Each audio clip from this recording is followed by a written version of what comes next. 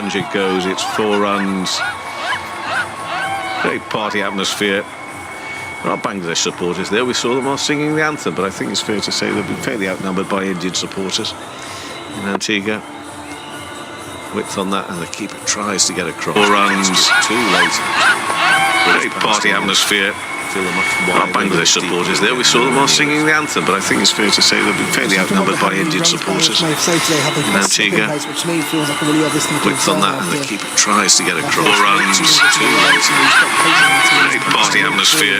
There are Bangladesh supporters there. We saw them all singing the anthem, but I think it's fair to say they've been fairly outnumbered by Indian supporters in Antigua.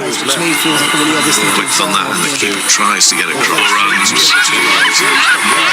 Great party atmosphere. There are Bangladesh supporters there. We saw them all singing the anthem, but I think it's fair to say they've been fairly outnumbered by Indian supporters in Antigua. Width on that, and the keeper tries to get across. 4 runs, too late. Great party atmosphere. There are Bangladesh supporters there. We saw them all singing the anthem, but I think it's fair to say they've been fairly outnumbered by Indian supporters in Antigua. Width on that, and the keeper tries to get across. 4 runs, too late. Great party atmosphere. Bangladesh supporters there. We saw them all singing the anthem, but I think it's fair to say they've been fairly outnumbered by Indian supporters in Antigua. Width on that, and the keeper tries to get across. 4 runs, too late. Great party atmosphere. Bangladesh supporters there. We saw them all singing the anthem, but I think it's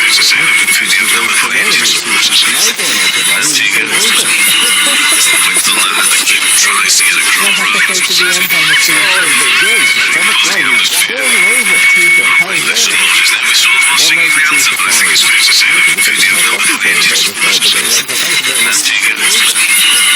Width on that, and the keeper tries to get across. 4 runs, too late. Bangladesh supporters there. We saw them all singing the anthem, but I think it's fair to say they've been fairly outnumbered by Indian supporters in Antigua. Width on that, and the keeper tries to get across. 4 runs, too late. Party atmosphere. Bangladesh supporters there. We saw them all singing the anthem, but I think it's fair to say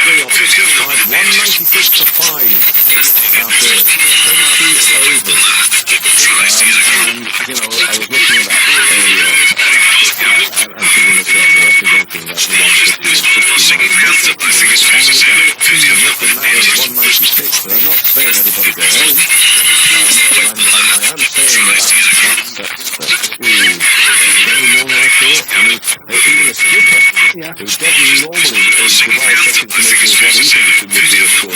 Width on that, and the keeper tries to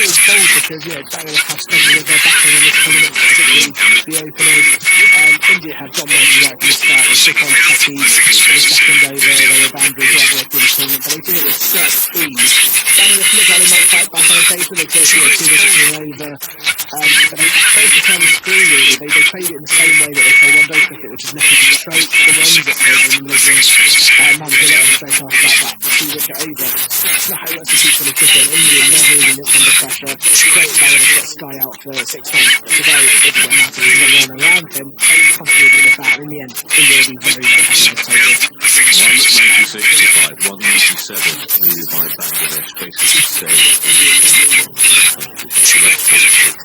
How they get on. Okay, let's turn our attention in the meantime. We'll be back obviously for that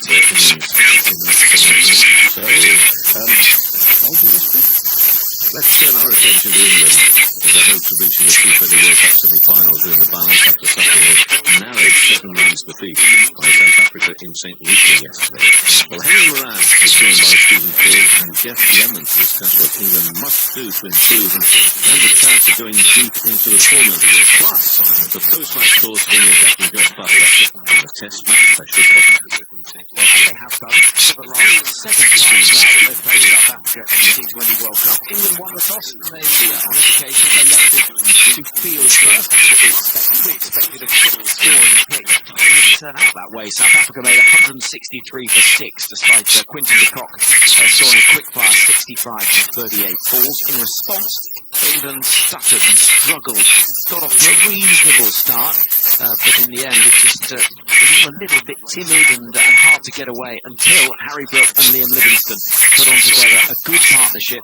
21 came from the 17th over at that point. England needed 25 runs from 18 balls, but some fine bowling at the end saw them finishing 7 runs short. So, Jeff Lemon, it leaves things rather open in this group. What do we make of it all? Well, things could go in a few different directions from here. We've got the 4 teams in the group: South Africa, England, the USA, West Indies. So basically, if South Africa beat West Indies and England beat the USA, England will go through. They'll be fine. But if that result is inverted, you could end up with 3 teams on 4 points each. England should have South Africa covered on net run rate. They're behind them at the moment, but if South Africa lose to West Indies, they'll lose a bit. And if England beat the USA, they'll gain a bit. But if it were a very narrow win for England and a narrow loss for South Africa, then they might not make up that net run rate gap. So it is still in play. You've got those 3 teams all in play in there. And the USA have only played one of their games. They could win 2 as well and end up on 4 points. Oh, goodness me. I thought we were done with net run rate, Finney. What do we make of England's performance today? It was a funny old game. It's not really what we expected. No, I think both power plays have hurt them, really. I don't think they adapted to conditions quick enough inside the first 6 overs with the ball. They allowed Quinton de Kock to get away to a flying start. The only person, really, who played with any fluency, David Miller, scored relatively quickly as well, but that was thrashing around. At the end, the only person who batted inside the first 15 overs with fluency in the entire game was Quinton de Kock, and then with the bat in hand, the South African bowlers, I think, learned what had worked for the England bowlers in terms of changing their pace, taking pace off the ball inside those first 6 overs, not letting the batters just hit through the line of it, and it meant that 22-run swing within the power play was what ended up being fatal for England. England will be really frustrated to have taken it so close, Jeff, and fought back in the way that they did. 25 from 18, 6 wickets in hand. You'd expect most teams to win that 9 times out of 10. You would. They got a bit of a gift to get them there, though, in the form of that over from Neil Bartman, who bowled 5 full tosses, hit the pitch once in the over, got smashed around. That was really what turned the tide. And coming into the last 5 overs, England netted 59 off 30, and this wasn't a surface on which that was an easy thing to do. There would be some games where you'd back a batting team to do that. Most times, this didn't look like that kind of pitch, and at that point it looked like very much South Africa's game. So it swung a few times. The Bartman over happened. England are on top, are in the better position for that last 3 overs, but quality bowling closes it out, and they're able to take those wickets of Livingston and Brook and slow the progress down enough that Sam Curran couldn't do it on his own at the end.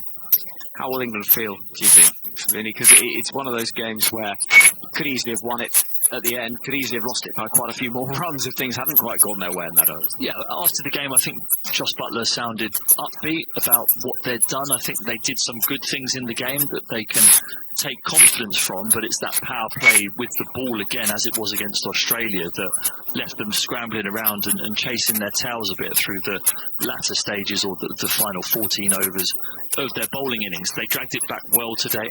I thought in the middle overs and towards the end they bowled excellently, but certainly there's still some room to improve on if they do end up bowling first, which seems to be their preference in order their way to win games here. You can't give people runs in the power play and then be chasing, catching it up after that. Well, let's hear from the England captain as to where he thought things went wrong down on the boundary edge. I spoke to Josh Buttler after play.